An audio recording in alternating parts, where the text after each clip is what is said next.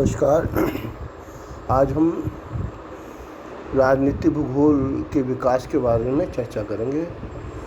पहले हम राजनीतिक भूगोल की परिभाषा और प्रकृति के बारे में अध्ययन कर चुके और आज हम विकास के बारे में अध्ययन करेंगे। प्रारंभिक काल से आज तक राजनीतिक भूगोल के विकास क्रम में विभिन्नता आती रही है। राजनीतिक भूगोल के विकास की विवेचना हेतु विभिन्न विद्वानों के विचारों को काल क्रमानुसार प्रस्तुत करना अधिक उचित होगा। ये जो विचार हैं उनको 5 भागों में बांटा गया है। पहला शास्त्रीय काल है, दूसरा 18वीं तथा 19वीं शताब्दी काल है, तीसरे को हम 20वीं शताब्दी प्रथम विश्व युद्ध तक के काल को सम्मिलित कर सकते हैं, चौथा 20वीं शताब्दी 2 विश्व युद्धों के मध्य का काल है और पांचवा में हम 20वीं शताब्दी द्वितीय विश्व युद्ध के पश्चात का काल इसके अंतर्गत सम्मिलित किया गया है। पहला जो शास्त्रीय काल है इसको क्लासिकल पीरियड बोलते हैं। इस युग का संबंध मुख्य रूप से रोमन एवं यूनानी विद्वानों से है। इस युग में राजनीतिक भूगोल, दर्शन शास्त्र, इतिहास, राजनीति शास्त्र, गणित इत्यादि विषयों के साथ था।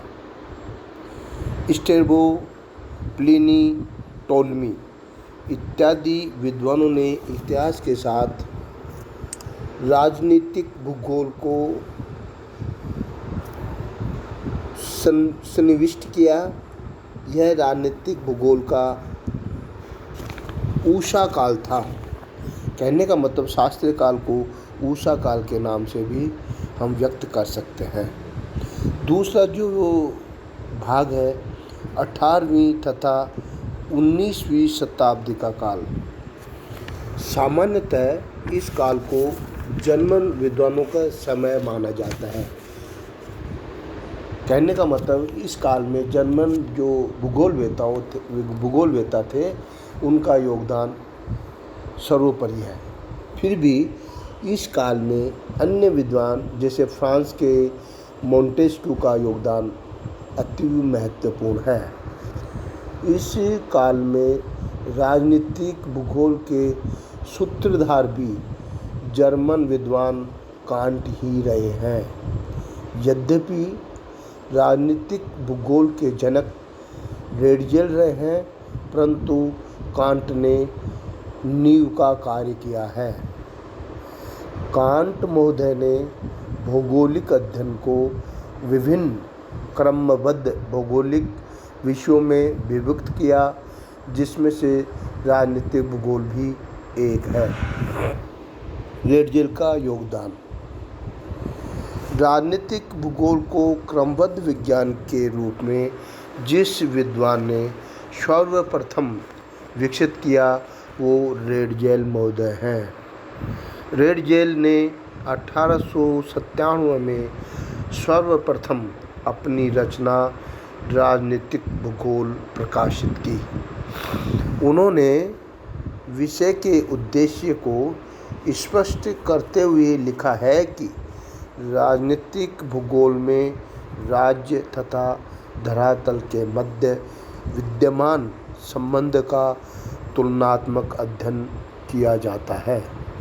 राजनीतिक भूगोल में जैविकीय विचारधारा को आपने परिपोषित किया। रेडजेल महोदय ने राजनीतिक भूगोल के आधारभूत तथ्य प्रकट किए, जिनमें प्रमुख निम्न हैं। राज्य एक जैविक सत्ता है जो मानवीय एवं धरातलीय अंशों से निर्मित है। समाज के माध्यम से राज्य धरातल से संलग्न रहता है।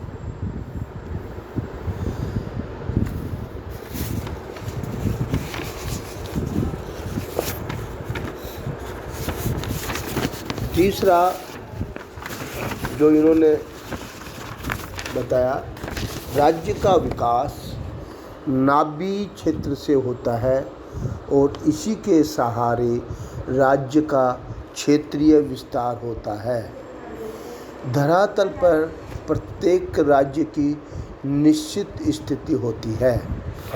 पांचवा, राज्य के आर्थिक कार्य क्षेत्र से होते हैं, अतः इस क्षेत्र के प्रसार की आवश्यकता जनसंख्या के बढ़ने पर होती है। कहने का मतलब इन्होंने पांचवें जो भाग किया उसमें बताया कि जो आर्थिक कार्य हैं वो क्षेत्र के आधार पर क्षेत्र में ही होते हैं, तो क्षेत्र के प्रसार की आवश्यकता जनसंख्या के बढ़ने पे होती है। उन्होंने बताया कि जैसे जैसे जनसंख्या बढ़ती है किसी भी क्षेत्र का विस्तार बढ़ता जाता है, ये उन्होंने बताया। राज्य के पोषण या आर्थिक समृद्धि देने वाले क्षेत्र को निर्वाह क्षेत्र या लेबेनश्राम के नाम से जाना जाता है। कहने का मतलब किसी भी स्टेट का जो सर्वाधिक योगदान होता है विकास में, उस क्षेत्र को निर्वाह क्षेत्र या लेबेनश्राम के नाम से इन्होंने बताया।